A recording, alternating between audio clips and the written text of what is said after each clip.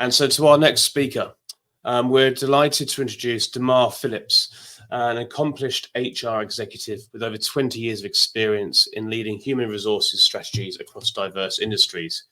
As Vice President of People and Culture at RS Americas, Damar is known for fostering inclusive, high-performing workplaces that emphasize talent development, employee engagement, and organizational growth.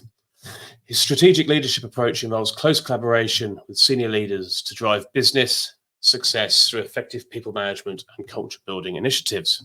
At RS Americas, Damar champions diversity, equity, and inclusion while overseeing global people operations, succession planning, and performance management. In today's presentation, Creating a Culture of Belonging in a Multi-Generational Workforce, Damar will discuss how to navigate generational dynamics and foster a sense of belonging for all employees in a multi-generational workforce. He'll provide practical tools to overcome generational tensions, enhance engagement, and unite teams.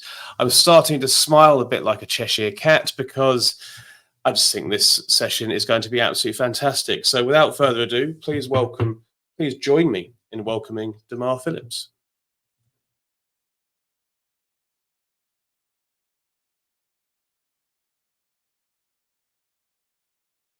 Hello, people. I'm excited to be here. So good morning, good afternoon, good night, wherever you're listening to me or watching the session. I'm sure you've seen my bio, so I won't bore you with my background information. I'm Damar Phillips, and I have the privilege of leading the people function at RS Americas, responsible for over 1,500 employees across the American region, including Canada, Mexico, and the United States. It's the joy of my life, and I truly found my passion, which is people. Over our time together, I'm going to talk about a topic that's important to me, which is creating a culture of belonging within a multi-generational workforce and workplace.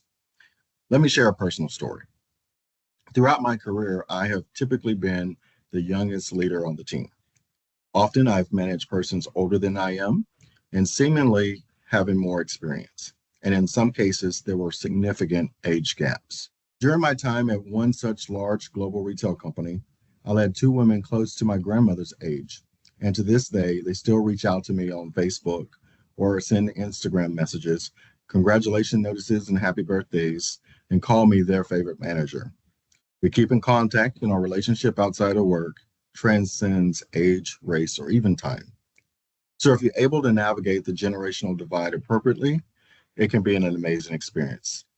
Hopefully, something today will help you to be able to build this type of long-term respect and rapport with the people that you lead. My objective is to engage with you and in some cases potentially challenge how you think about the people who make up your workforce and how you go about leading them. Ultimately, our goal is to create a culture of belonging, one that is more inclusive, respectful, and diverse that allows your business to thrive. So let's get started on our belonging journey together. Question: can you guess how many generations are working in today's workforce? That's correct, 6. For the first time in history, many workplaces span 6 generations, from members of the silent generation, some of whom are still working, and in many cases, still holding on to key global roles, or even in our politics today, key positions in the Senate or the House or even the White House, to the teenagers of the emerging generation Alpha, who are eagerly pursuing their first summer jobs and high school internships. In between those generations are the members of the baby boomers, Generation X, of which I belong, millennials, and Generation Z. Now close your eyes for a moment. Imagine walking into your office every day knowing that your contributions matter, that you belong. Now imagine the opposite, feeling unseen, unheard, and even undervalued. Which scenario do you think drives success? Now, keeping your eyes closed, now imagine the same scenario being on both sides of the generational spectrum, where you're either the oldest person that's on the team or the youngest person on the team. How would that make you feel? Right. Generation problems that we can overcome are simple. Multi-generational teams often experience significant interpersonal tensions in collaborating across the generational divides, whether it's differences in norms regarding the use of technology or communication norms around giving and receiving feedback, or even the perception of what hard work or good leadership looks like. Now, back in my introduction, I spoke to you about two wonderful women whom I've had the privilege of managing. Were they fans of mine from the start, this young 20-something at the time? Or did I have to work to build trust with them? And then they followed. They might say love at first sight. I would say I worked hard to convincing them that my way of working was an easier way for them to be able to complete their task and improve their quality of working. Only after I showed them what's in it for them did they fully trust me and then chose to follow me. And I'm grateful to them for that. It gave me as a leader a lot of confidence to have their support and their encouragement. So thank you, Miss Peggy, and thank you, Miss Rosie, for your support over the years. However, that is not always the case. When faced with tensions in the workplace, many people from all generations could resort to stereotyping, judging, or even to attempt to fix the other generations. Yet differences do not have to divide. Instead of looking at generational differences as problems to be solved, like they're an equation, leaders could also look at them as sources of richness and vibrancy to be understood, appreciated, and even leveraged. It starts with the workplace culture, and you must seek to build or enhance it. Culture informs a way of doing things. It motivates how people lead, how people manage, and how people work. Culture also gives insights into where people are from, and so do generations. Just like cultural differences, generational differences can distinguish teammates from one another without dividing them from one another. I also like to think of culture as the least common denominator of what you tolerate within the workplace.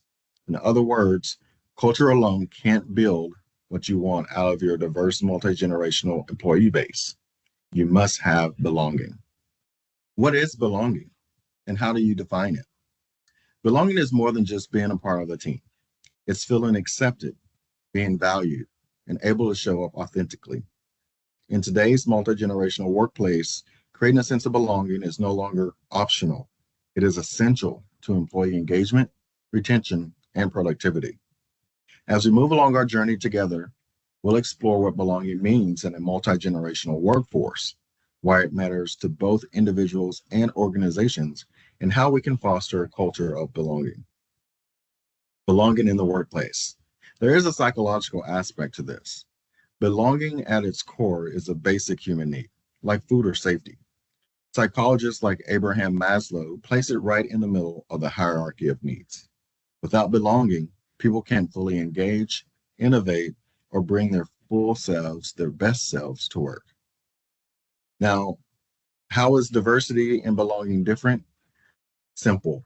While diversity ensures people from different backgrounds are in the room, belonging ensures that all voices in that room are heard and valued. Diversity is the presence of differences, while belonging is the experience of inclusivity.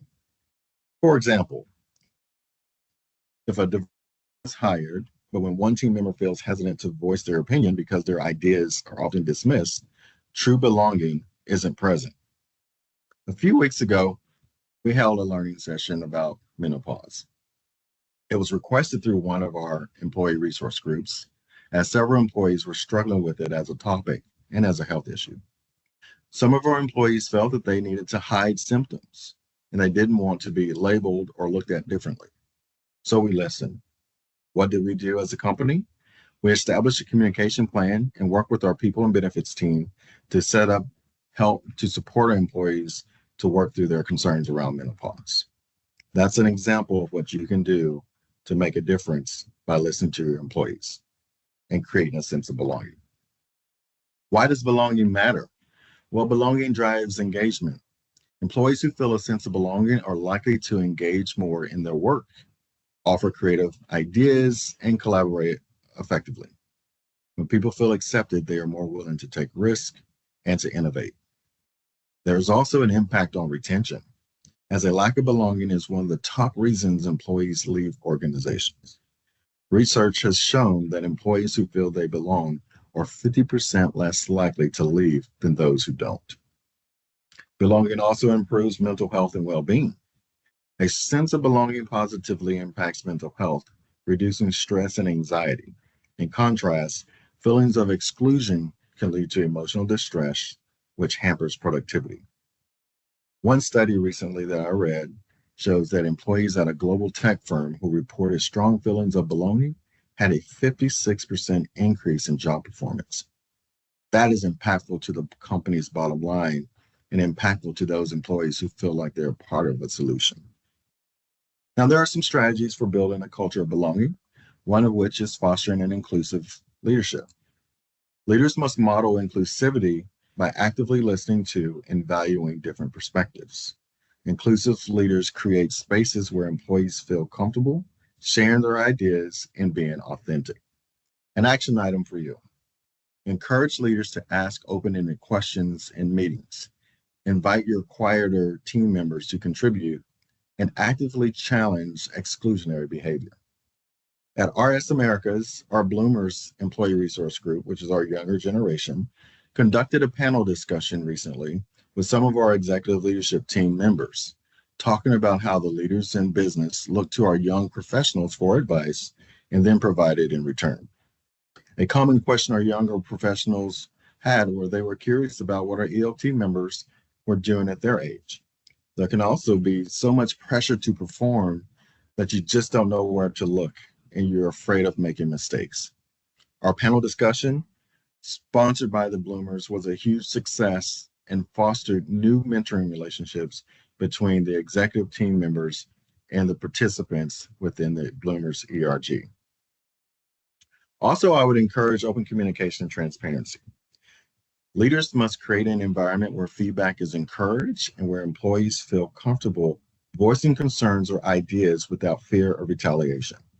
Transparent communication ensures that employees feel informed and included in decisions that affect them. Another action item for you. Use pulse surveys or even regular feedback sessions to check in with your employees about their sense of belonging and then act based off of their feedback. Another thing that you can do to impact this is promote authenticity. Employees should feel that they bring their whole selves to work and that they are not going to be judged based on who they are. This means creating a workplace where people feel comfortable, where they are able to share their ideas and express their unique perspectives and contribute using their personal strengths. Another action item for you. Encourage a culture where personal stories and experiences are shared, such as through storytelling events, diversity panels, or even mentorship programs. So what's the purpose of belonging? Centering personal and organizational purpose represents a critical opportunity for leaders on the quest to build sustainable sixth-generation organizations. It's not just members of the younger generation who are motivated by purpose, preferring to work for organizations that make a positive difference. McKinsey reports that employees at all levels want purpose in their lives. At RS Americas, our global purpose is to make amazing happen for a better world. This statement has been adopted around our business for each generation. Mentorship is a common ground for our employees. Our senior members offer mentorships to our professional employee base to pass along knowledge and skill sets. And our early career teams, our Bloomers ERG, for example, help to mentor our interns on what it is like to enter the workforce. We also need to recognize and celebrate contributions. Recognition is a powerful tool for building belonging. By acknowledging not just performance, but also how employees embody organizational values, companies can reinforce a culture of inclusivity. Another action item for you. Create formal and informal recognition programs that highlight individual contributions and teamwork, ensuring employees from all backgrounds are recognized for their unique contributions. And then also embrace flexibility. Flexibility in work arrangements such as remote work or flexible hours allows employees to feel that their personal needs and their life circumstances are valued. This flexibility demonstrates a culture of trust and inclusion.